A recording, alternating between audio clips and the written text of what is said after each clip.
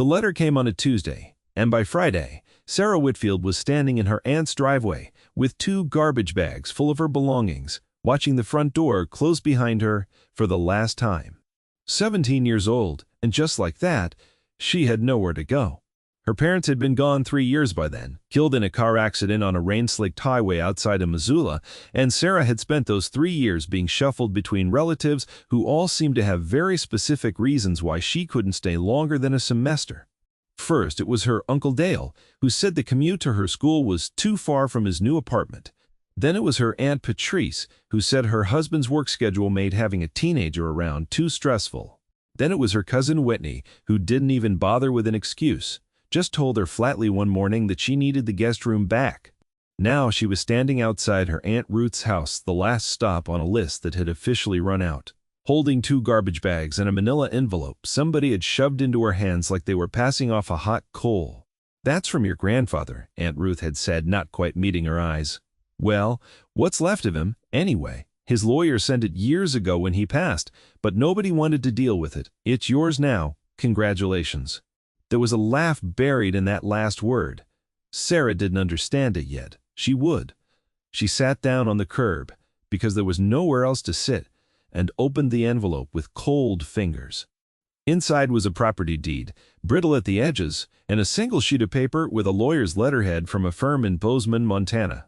The deed had a name on it she barely remembered from childhood, Elias Whitfield, and a property description that meant nothing to her.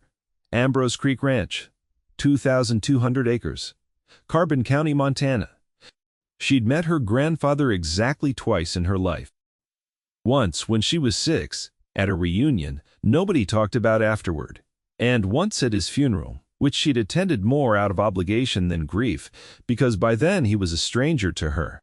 An old rancher who'd apparently spent the last 20 years of his life alone on some property nobody in the family ever visited.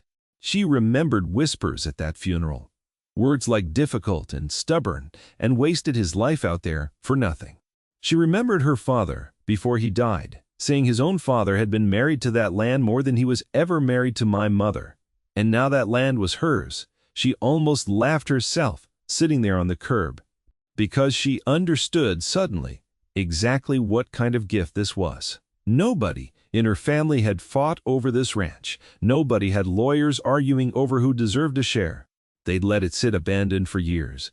Deed unclaimed, taxes apparently paid out of some dwindling estate account just to keep the county from seizing it, and the moment there was a 17-year-old too inconvenient to keep feeding and housing, somebody remembered that unclaimed property existed. A worthless piece of frozen dirt in the middle of nowhere, handed to the family burden like a consolation prize. A joke.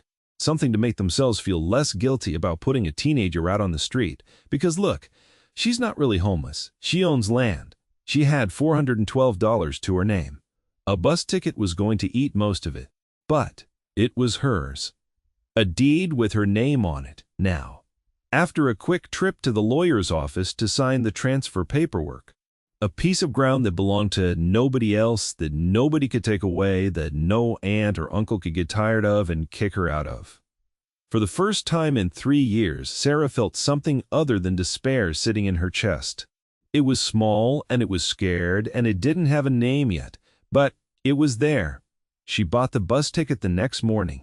The trip took 2 days, first a bus to Salt Lake City, then a transfer north into Montana, the landscape outside the window slowly shedding its color, green fading into brown, brown fading into white, until by the time she crossed into Carbon County, the world outside was nothing but snow and gray sky and mountains standing like teeth on the horizon. She had never seen anything like it. She had grown up in suburban Colorado, in cul-de-sacs and shopping centers, and this place looked like the edge of the earth. The bus dropped her in a town called Red Lodge, population small enough that the driver announced it like he was doing her a personal favor by stopping at all. From there, a local she'd arranged over the phone, an older man named Walt, who ran a feed supply store and apparently knew every ranch in the county, drove her the last 18 miles out to Ambrose Creek in his truck, chains on the tires, heater blasting and still losing the fight against the cold seeping through the doors. Ambrose Creek, Walt said, chewing on the words like he was tasting a memory. Elias Whitfield's old place. "You're kin to Elias' granddaughter," Sarah said. Walt glanced sideways at her, something unreadable crossing his weathered face. "Didn't know he had grandkids left." "Nobody's been out to that property in, 6, 7 years now. Since before he passed, even Bank kept expecting somebody to sell it off. But I guess nobody could find anybody to sell it for. That's me now, I guess." Walt didn't say anything else on that front, just drove, and Sarah watched the road narrow and the trees close in and the snow pile higher on either side until the truck finally turned onto a rutted lane marked by a leaning wooden sign. Most of its paint peeled away, but she could still make out 3 carved letters. A CR. The ranch appeared like something rising up out of a fog. The main house sat at the end of the lane, 2 stories of gray, weathered wood, windows dark, a porch sagging on one side like it had given up trying to stay level years ago.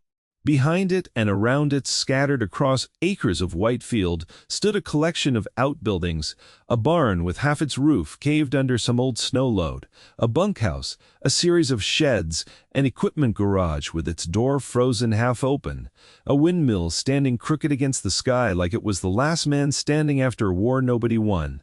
Everything wore the same coat of neglect: wood gone silver gray, metal gone to rust, the whole property looking less like a home and more like something the land itself was, in the slow process of swallowing back up. Walt idled the truck at the end of the lane and didn't pull in any further. "You sure about this?" he asked. "There's no power out here anymore, near as I know.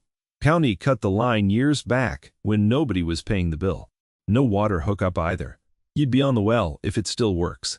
It's late in the season to be moving into a place like this alone."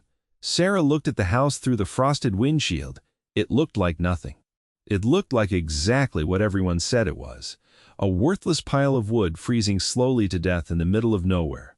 But it was hers. Nobody could take it from her. Nobody could get tired of her being there and ask her to leave. "I'm sure," she said, and it came out steadier than she felt. Walt helped her carry her 2 garbage bags and a small box of supplies she'd bought in Red Lodge up to the porch, gave her his number, written on a feed store receipt in case she needed anything, and told her, with the tone of a man who didn't expect to be believed, that if she changed her mind about all this, there was a room above his store she could rent cheap. Then he drove off, and the sound of his truck faded into the wind, and Sarah stood alone on the porch of her grandfather's ranch, in country so quiet she could hear her own pulse, watching her breath turn to fog in front of her face. The door was unlocked. It didn't even need a key, just a shoulder against the swollen wood, until it gave with a groan that echoed through the house like a voice. Inside, dust lay over everything in a fine gray blanket, undisturbed for years. Furniture sat draped in yellowed sheets.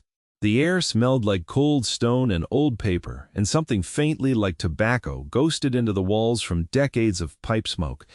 A grandfather clock in the hallway had stopped at some point, its hands frozen at 10:43, and Sarah found herself wondering, with a strange little pang, what had been happening in the world at 10:43 on whatever day that clock had given up.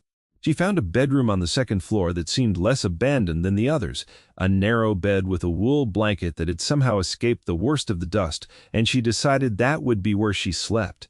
She found a wood stove in the main room, its flue apparently intact, and enough split wood stacked in a lean-to out back to keep a fire going for a while, if she was careful. That first night she lay under 2 blankets in her coat, listening to wind push against 2,002 acres of frozen silence, and cried for the first time in longer than she could remember, not from sadness exactly, from something closer to relief mixed with terror. She was alone in the middle of nowhere, 17 years old, with $400 in a ranch nobody wanted. But she was not, for the first time in 3 years, waiting for someone to tell her to leave. The next morning, she started exploring. It took 3 days just to walk the boundary of what she could reach on foot, snow past her knees in places, the cold biting through even her thickest layers. The main house had 6 rooms she could use. Once she cleared them out, though, half the upstairs was closed off by a collapsed section of roof that let snow drift right into what had once been a study. The barn was mostly a loss, its roof having come down 2 winters back, according to a date scratched into a support beam, though the lower level, dug half into the hillside, was dry and sound. There was a bunkhouse that had clearly once slept several hired hands, now empty and echoing. There was a workshop attached to the equipment garage, its tools rusted but recognizable, wrenches and pliers and hand tools hanging in rows on pegboard like a museum display nobody had bothered to close. There was a root cellar behind the house, its door frozen shut with ice. She had to chip away with a fire poker just to get it open. Everywhere she went, she found the same story written in dust and rust and rot. A place that had once been alive, worked hard, cared for, and then, over the last years of one old man's life, slowly abandoned to the cold as his body gave out before his land did. But she also found something else. Something that started, in that first week, as a small curiosity, and grew, over the following weeks, into an obsession that kept her warmer than the wood stove. Her grandfather had been a man who wrote things down. She found the first notebook in the study, half buried under snow and collapsed plaster, its cover soaked through but its pages, miraculously, still legible where the water hadn't reached. It was a ranch ledger, the kind ranchers had kept for generations before anyone thought to put such things on a computer. Columns of numbers in a cramped, careful hand, tracking cattle counts and feed costs and weather notes going back decades. Sarah almost set it aside as worthless paperwork. But something made her flip through it more carefully, and near the back, tucked between 2 pages of cattle tallies, she found a folded scrap of paper that wasn't part of the ledger at all. It was a hand-drawn map. Crude, just pencil lines on a torn sheet, but it showed the ranch's boundaries, the buildings, the creek that cut along the eastern edge of the property. And scattered across it were small marks, X's, each one numbered, with a tiny key in the corner that simply read, in the same cramped hand as the ledger, for S, when she's ready. Sarah's breath caught in her chest. S. There was no other S in the family. Not one who might have anything to do with this place. Her name was Sarah. But she sat there in the ruined study, snow drifting through the broken ceiling above her, holding a map her grandfather had apparently made for her before she was even old enough to understand what it meant, and felt something shift in her chest. Some part of her had believed, deep down, that this whole inheritance really was just what her family said it was. A cruel joke, worthless land handed off to get rid of an inconvenient teenager. But somebody had thought of her. Years ago, apparently, somebody had sat in this ruined room and drawn a map with her initial on it, and hidden it inside a ledger, and waited for a version of her that he perhaps knew, somehow, would eventually come looking. She didn't understand it yet, but she knew, in that moment, that she wasn't just going to survive on this ranch. She was going to find out everything her grandfather had left behind. The first mark on the map led her to the workshop, to a floorboard beneath a workbench that came up easier than it should have, revealing a metal box tucked into a cavity below. Inside, wrapped in oilcloth to keep out moisture, she found a stack of old silver coins, dozens of them, dated across decades, some of them clearly older than her grandfather himself. She didn't know much about coin collecting, but she knew enough to recognize that these weren't just spending money. These were the kind of coins people bought, specifically, because paper money lost value and metal didn't. She counted them twice, hands shaking, sitting on the cold workshop floor. Whatever they were worth, it was more money than she'd held in her entire life. The second mark led to the barn, to a support beam with a section that pulled away to reveal a narrow gap, and inside that gap, a rolled leather folder holding a stack of documents. It took her a full evening by lamplight to work through the old-fashioned legal language, but what she pieced together made her sit back against the barn wall in stunned silence. Mineral rights. Her grandfather had apparently held onto full mineral rights beneath a huge portion of the ranch's acreage, rights that a lot of ranchers in this part of the country had sold off decades ago to whoever came asking, back when nobody thought there was anything worth digging for out here. He hadn't sold. He'd held onto every last acre of those rights, quietly, for reasons the documents didn't explain. She didn't know what was under her feet.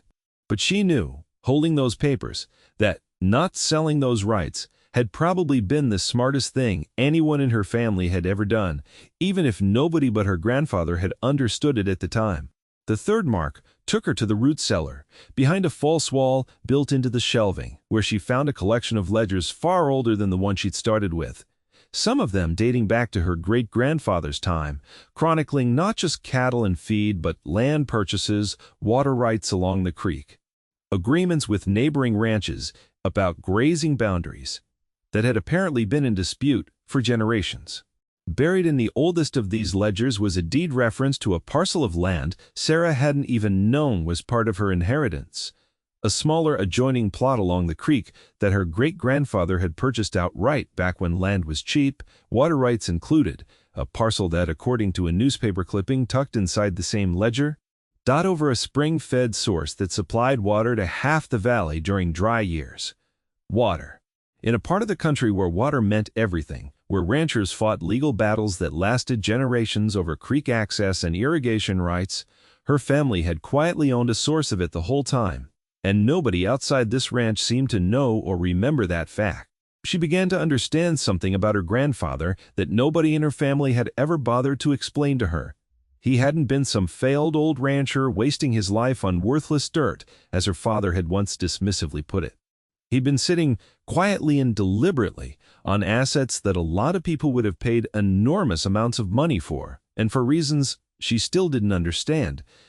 He'd never sold a single piece of it. He'd let the ranch itself fall into disrepair around him, let the buildings crumble, let the family think he was some stubborn old fool wasting away on a worthless property, all while sitting on coin, mineral rights, and water rights that were worth, she was beginning to suspect, an absolute fortune. Why hide it?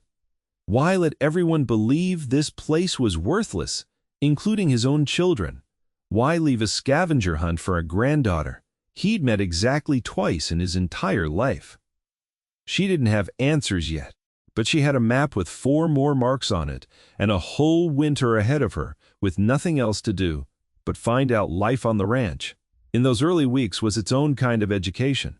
Sarah had never so much as chopped her own firewood before arriving at Ambrose Creek, and within her first month, she'd learned to split logs until her palms blistered and then calloused over, learned to bank a fire so it would still be burning coals by morning, learned that the well pump needed to be primed a certain way in the cold, or it would freeze solid and leave her without water until she thawed the line with hot rags.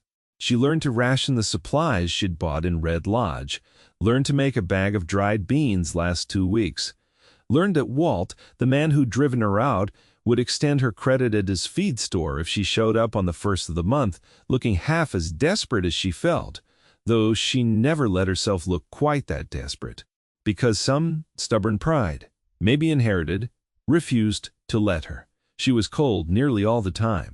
She was frightened some nights by every creak of the old house settling, every distant sound in the dark that might have been an animal or might have been nothing at all.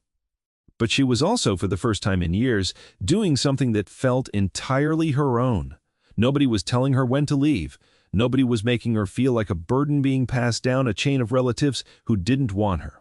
She was building something, slowly, out of the wreckage her grandfather had left behind, and every mark she found on that map felt like her grandfather reaching across the years to tell her that she was not, in fact, the joke her family thought she was. The 4th mark took longer to find. It was in the bunkhouse, and according to the map, it should have been beneath the 3rd bunk from the door, but when she pried up the floorboards there, she found nothing but old newspaper used as insulation. It took her nearly 2 weeks of searching, re-examining the map, walking the bunkhouse floor inch by inch, before she realized the map's scale had been drawn slightly off. And the 3rd bunk on her grandfather's original layout wasn't the 3rd bunk as the room stood now, because 1 bunk had clearly been removed at some point. Once she accounted for that, the 5th bunk in the current room lined up with what would have been the 3rd. And beneath its floorboards, she found a small tin box holding something that made her sit very still for a long time. Letters. Dozens of them, tied together with twine, and photographs old and creased, of a young woman Sarah didn't recognize standing beside a young man who was unmistakably her grandfather, decades younger than she'd ever seen him, laughing at something outside the frame of the picture. The letters were between her grandfather and a woman named Colleen, not her grandmother. Sarah read enough of the first letter to understand that much, and then folded it carefully back into its envelope, feeling like she'd stumbled into something private, something that belonged to a version of her grandfather's life nobody in the family had ever spoken about. She didn't read the rest that night. She told herself she'd come back to them once she understood more, but she kept the tin box beside her bed, and some nights in the dark, she found herself wondering about the shape of a life she'd never known. A grandfather who had apparently loved someone the family had erased from memory entirely, for reasons she could only guess at. It was the fifth mark that changed everything. It took her into the depths of winter to find it well past the point where the days had shrunk down to a handful of gray hours and the nights stretched on forever. Per matter as the mark led her out past the ranch buildings entirely along the frozen creek bed to a small stone structure she'd noticed early on but assumed was just an old spring house, the kind ranchers built over natural springs to keep dairy cool before refrigeration existed. She'd walked past it a dozen times without giving it much thought, but the map marked it clearly, the fifth X sitting almost directly over its foundation, and when she finally forced her way through the frozen door and climbed down into its small stone chamber, she understood immediately why her grandfather had chosen this particular building to hide his fifth secret. Nobody would ever think to look here. It looked like nothing. It looked exactly like what everyone believed the whole ranch to be. Worthless. Forgotten. Not worth a second glance. Inside, built into the stone wall behind a section that came loose with some careful prying, she found a safe. Old, heavy, the kind that required real effort just to haul out of its hiding spot, and it took her another 2 days of searching the house before she found, tucked inside the spine of a Bible on her grandfather's nightstand, a slip of paper with a combination written on it in his cramped hand. Her fingers were numb from cold, but she got the safe open on her third try. Inside was a sealed envelope, yellowed with age, and on the front, in handwriting she now recognized as well as her own, were 3 words: "For my Sarah." She sat on the frozen ground of that stone chamber for a long time before she could bring herself to open it. When she finally did, she found a letter several pages long, written in the same hand as every ledger and map and note she'd found across the ranch that winter, and as she read it by the light of a lantern she'd carried from the house, she finally understood everything. Her grandfather wrote that he'd learned, years before he died, that his own children, her father included, had grown embarrassed of him.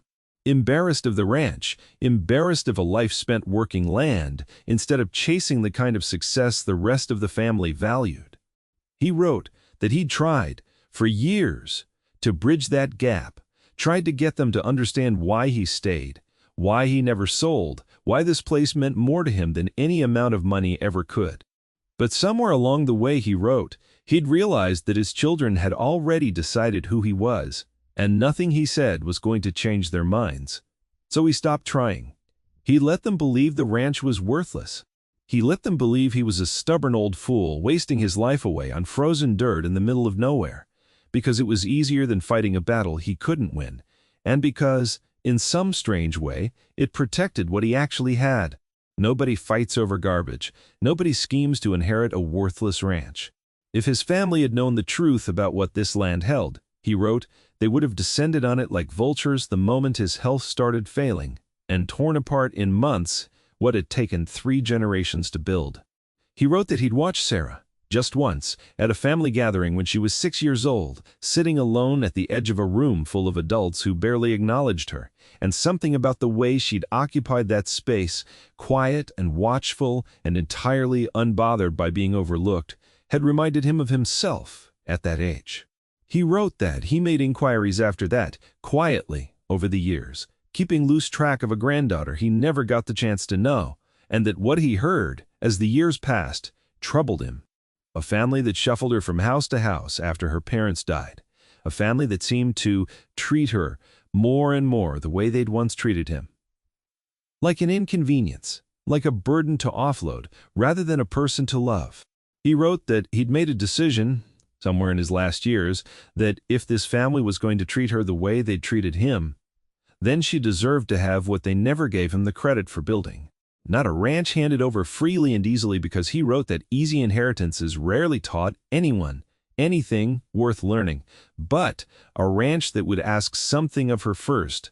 That would make her work and freeze and doubt herself and keep going anyway, the exact same way this land had once asked those same things of him when he was young.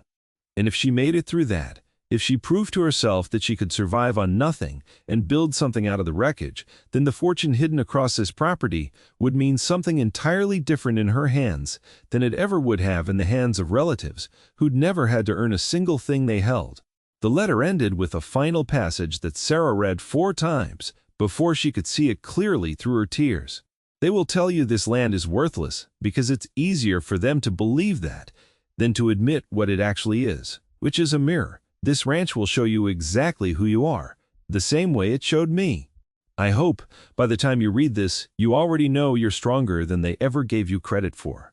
If you don't know it yet, you will, by the time you found everything I've left for you. Everything on this land is yours now. Not because you're owed it, because you earned the right to find it. I'm sorry I couldn't be there to see the woman you became. I suspect I would have liked her very much. Your grandfather, Elias. Sarah sat in that stone chamber until the lantern burned low, reading the letter over and over, feeling something in her chest that she didn't entirely have words for. Grief for a grandfather she'd barely known and would never get the chance to know now. Anger at a family that had spent 3 years treating her like a burden while sitting comfortably in homes and lives she'd never been allowed to feel secure in. And underneath both of those feelings, something steadier, something that felt almost like being seen for the first time in years. A man she'd met exactly twice had understood her, somehow, better than the relatives who'd raised her. There was one more mark on the map, a 6th X. Out past the eastern boundary of the property, near the creek, her grandfather had quietly held the water rights too. She found it 2 weeks later, once the worst of a storm had passed, enough to let her make the trek, and it led her to a rock outcropping overlooking the valley, where a simple metal box, weatherproofed and clearly built to last decades, held the final piece of her grandfather's legacy. Legal documents. A complete accounting of every asset on the ranch, professionally drawn up years earlier by a lawyer in Bozeman, the same firm that had sent her the original deed. Full mineral rights valuations. Water rights agreements with 3 separate neighboring properties that paid annual fees for access, fees that had apparently been accumulating, untouched, in an account Sarah hadn't known existed because the ranch's mail had gone unclaimed for years, and nobody had bothered to track down where the checks were going. A coin collection appraisal, decades old but still useful as a baseline, that valued the collection she'd found in the workshop at a sum that made her actually gasp out loud, alone on that frozen outcropping, her voice startling a hawk from a nearby tree. And a final document, drawn up and notarized only months before her grandfather's death, transferring full ownership of the adjoining Crete parcel, the one with the spring that fed half the valley during dry years, specifically and solely to her, Sarah Whitfield, to take effect the moment she turned 18 or claimed the property, whichever came first, with a note attached explaining that he'd kept this parcel separate from the main ranch deed deliberately, so that even if someone in the family had tried to challenge her inheritance of Ambrose Creek itself, this piece, at least, would already and irrevocably be hers. He had thought of everything. He had spent years, apparently, quietly protecting a granddaughter he barely knew from a family who would have taken every last thing from her the moment they understood what she actually stood to inherit. Spring came slowly to Ambrose Creek that year, the way it always did in that part of Montana, snow retreating in fits and starts, the creek finally breaking free of its ice with a sound like the whole valley cracking open. Sarah had survived a winter that had nearly broken her more than once, had learned to live on almost nothing, had found a fortune hidden across the length of a ranch everyone believed was worthless, and had read a letter from a grandfather she barely knew that told her, more clearly than anyone else in her life ever had, exactly who she was. She didn't rush to spend any of it. That surprised even her. Looking back, she had $400 to her name when she arrived, and technically, she now had access to more money than she'd ever imagined having, between the coin collection, the water rights payments that had been accumulating for years, and whatever the mineral rights alone were eventually going to be worth when she found the right lawyer to help her understand her options. But something about the way her grandfather had structured all of it made her earn every discovery instead of handing it to her outright, had changed the way she thought about money itself. She didn't want to burn through it. She wanted to build with it, the same slow and deliberate way her grandfather apparently had. She used a portion of it, that first spring, to hire a local contractor Walt recommended. A quiet man named Frank, who'd known her grandfather decades earlier and who teared up unexpectedly when Sarah told him who she was.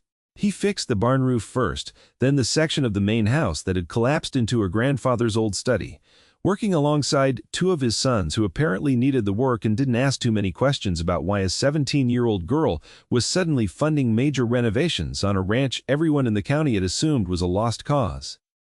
She used another portion to get the power line reconnected, and the day the lights came on in the main house, for the first time in years, she stood in the kitchen and cried again, though this time it wasn't from fear. She used a smaller portion, carefully, to hire the Bozeman law firm that had drawn up her grandfather's documents, and spent an afternoon in their office, learning exactly what she owned and what her options were, and leaving with a folder of paperwork thick enough that the receptionist had to find her a second bag to carry it all in.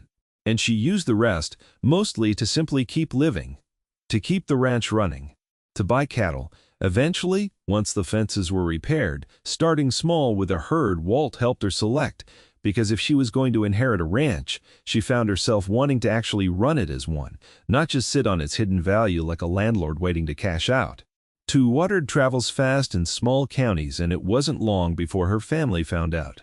She hadn't told them anything. She hadn't needed to. It was Walt, she later learned, who'd mentioned to a supplier in Billings that old Elias Whitfield's granddaughter had turned up out at Ambrose Creek and was putting real money into fixing the place up. And from there, the story apparently made its way back through channels Sarah never fully understood until, one afternoon in early summer, a familiar car pulled up the ranch's newly graded lane, and her Aunt Ruth stepped out of it wearing an expression Sarah had never once seen directed at her before. "Sarah," Ruth said, glancing past her at the freshly repaired barn, the new roof gleaming in the sun, the fenced pasture where a small herd of cattle grazed. "We heard you'd come out here. We were worried about you." Sarah stood on the porch of a house that, 6 months earlier, the same woman had shoved her out of with 2 garbage bags and a joke of an inheritance, and felt something settle in her chest that was calmer than she expected. Not rage. Not even satisfaction, exactly. Just clarity. "You weren't worried," Sarah said. "You didn't call once." Ruth's smile faltered slightly, but she recovered fast, the way she always did. "Well, we're here now. We wanted to see how you were doing. Your Uncle Dale's been asking about you too, and Patrice, and Sarah. This is family. We should have all come out together, honestly, made sure the property was even safe for you. We never should have let you come out here alone." "I've been fine," Sarah said. "The property's fine. I fixed it." Ruth's eyes drifted again to the barn, to the cattle, to the new power line running up from the road, doing the math that Sarah could see happening behind her aunt's carefully composed face. "It looks like you've put a lot into this place. That's wonderful. Honestly, I'm so proud of you for making the best of it. But Sarah, honey, I hope you haven't spent everything you have on a property like this. It's still awfully remote out here, and if things don't work out, if the ranch doesn't pay for itself, your uncle and I would be happy to help you figure out selling it, get you back somewhere more, well, more manageable." "It's already paying for itself," Sarah said. "It's been paying for itself since before I even got here. You just never bothered to find out how." She watched her aunt's expression shift, curiosity breaking through the practiced concern, and for a moment Sarah considered saying nothing more, letting her aunt drive back to wherever she'd come from with nothing but questions. But something in her, some part that had spent a whole winter reading her grandfather's letters and learning who he'd really been, decided that this family deserved to understand exactly what they'd thrown away. Grandpa Elias owned full mineral rights under most of this property, Sarah said. He never sold them, even though everybody around here sold theirs off decades ago. There's an oil and gas company out of Billings that's already reached out about leasing terms once word got out that somebody was actually living on the property again. He also held water rights along Ambrose Creek that 3 neighboring ranches pay for access to every single year. Payments that have been sitting untouched in an account for years because nobody ever bothered to track down where they should have been going. And he had a coin collection hidden in the workshop that a dealer in Bozeman valued, conservatively, at more than most people in this family make in 5 years combined. Ruth had gone very still. He wasn't broke, Sarah continued. He wasn't some stubborn old fool wasting his life on worthless dirt, like Dad used to say. He was sitting on more than the rest of this family has ever had, and he let everyone believe otherwise because he knew exactly what would happen the moment anyone found out the truth. He was right too, wasn't he? Because the second, there was even a rumor I was fixing this place up. Here you are. Sarah, that's not. We came because we care about you. You came because you're worried you gave away something valuable, Sarah said, and she said it without heat, without raising her voice, because she'd had months now to sit with exactly how she felt about this family, and what she felt, more than anger, was simply done. That's fine. I understand why. But I need you to hear me clearly, because I'm not going to say this twice. This ranch is mine. Every part of it. The land, the buildings, the mineral rights, the water rights, all of it is legally and permanently mine, and it has been structured by a very good lawyer, specifically so that nobody in this family can challenge that. Ever. My grandfather made sure of it before he died. He knew exactly what you'd all do if you found out what this place was actually worth, and he protected it from you on purpose. Ruth opened her mouth, closed it, opened it again. We're still your family, Sarah. Whatever's happened, we're still. You were my family. When I needed somewhere to sleep, Sarah said, and none of you could find room for me, you handed me a deed to a ranch you thought was worthless as a joke because it was easier than admitting you didn't want me around anymore. I'm not angry about it. Not really, not anymore. I actually think it might have been the best thing anyone in this family ever did for me, even if you didn't mean it that way. But I'm not interested in pretending the last 3 years didn't happen, just because this place turned out to be worth something. You're welcome to visit if you ever actually want to see how I'm doing, and not just see what I've got, but I'm not giving anything away, and I'm not selling anything, and I'm not letting anyone talk me into decisions about my own property. This is mine. I earned every part of understanding what it is. You didn't. Ruth stood on the porch for a long moment, and Sarah watched something complicated move behind her aunt's eyes, something that might have been shame or might have simply been the particular disappointment of realizing a door had genuinely closed. Then Ruth nodded, once got back in her car and drove away down the lane, and Sarah stood on the porch and watched her go without feeling much of anything at all, except a quiet, settled kind of peace. Other relatives came after that. In the following months, in various configurations and with various excuses, Uncle Dale once, Cousin Whitney twice, always with some version of the same concerned questions, the same careful probing about what exactly the ranch was worth and whether Sarah might need help managing something so valuable. Help that always seemed to come with an unspoken expectation of a share. Sarah got better at these conversations each time. She learned to be polite and firm and entirely unmovable, learned that she didn't owe any of them an explanation for choices that were entirely her own to make, learned that the version of herself that had once shrunk into corners at family gatherings, watchful and quiet and easy to overlook, had been slowly replaced over one long winter by someone who no longer needed anyone's approval to know her own worth. By the following autumn, Ambrose Creek Ranch looked like a different place entirely. The barn stood whole again, its roof solid, its lower level converted into proper stalls for a herd that had grown from Sarah's first careful purchase into something approaching a real working operation. The bunkhouse had been renovated too, not for hired hands yet, though Sarah had plans for that eventually, but as a guest space and as a quiet tribute to the letters she'd found there, the ones from Colleen that she'd eventually read in full. Learning a story of young love and family disapproval that had shaped her grandfather more than anyone in the family had ever understood. A story she kept private, a piece of him that belonged only to her now.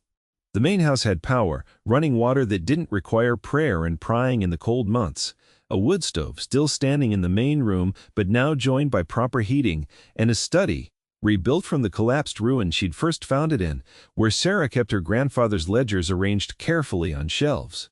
Alongside the map that had started everything, framed, now hanging on the wall above the desk where she did her schoolwork, because she'd enrolled in the local high school that fall, driving herself in an old truck she'd bought with a small piece of the coin collection's value. Determined to finish what she'd started years earlier before her life had been repeatedly uprooted by relatives who couldn't be bothered to keep her. The mineral rights lease, once she'd finally worked through the details with her lawyer and understood exactly what she was agreeing to, brought in more money in its first year than her entire family, combined earned in the same period, though Sarah kept that fact to herself because she'd learned, from her grandfather's own example, that some things were better held quietly than announced. The water rights payments alone were enough to cover the ranch's operating costs indefinitely. The coin collection, appraised properly and sold selectively, rather than all at once, funded the renovations without ever touching the deeper assets underneath the land itself. She was, by any measure her family might have understood, wealthy now, wealthier than any of them, certainly, wealthier than she imagined her grandfather had ever let on to a single living soul while he was alive. But when people in Red Lodge or at her new school asked her about the ranch, about the story that had started circulating through the county, about the girl who'd inherited a worthless old property and somehow turned it around, Sarah found herself telling a version of the truth that focused less on the money and more on what actually mattered to her. She talked about her grandfather, about a man she'd only met twice, who had somehow understood her better than anyone else in her family ever had, who had looked at a lonely 6-year-old at a family gathering and recognized something of himself in her, and had spent years afterward, quietly and without ever telling her, protecting a future for her that nobody else believed she deserved. She talked about the winter she'd spent alone, frozen and frightened and determined, learning to survive on almost nothing, and how that winter had taught her more about who she actually was than the previous 3 years of being shuffled between relatives ever had. And she talked sometimes about the letter, the one that had ended with words she still knew by heart, about mirrors and inheritance, and the difference between being given something and earning the right to find it. She still had that letter. She kept it in the same tin box where she'd found her grandfather's photographs of Colleen on a shelf in the rebuilt study. And some nights, when the ranch was quiet and the wind moved through the valley, the same way it had that very first night when she'd arrived with nothing but 2 garbage bags and a manila envelope, she took it out and read it again, not because she'd forgotten the words, but because some part of her still needed to hear them. They will tell you this land is worthless because it's easier for them to believe that than to admit what it actually is, which is a mirror. Her family had looked at Ambrose Creek and seen nothing but frozen dirt and failure, because that was easier than admitting what her grandfather had actually built, and easier still than admitting what they'd thrown away when they threw her out along with it.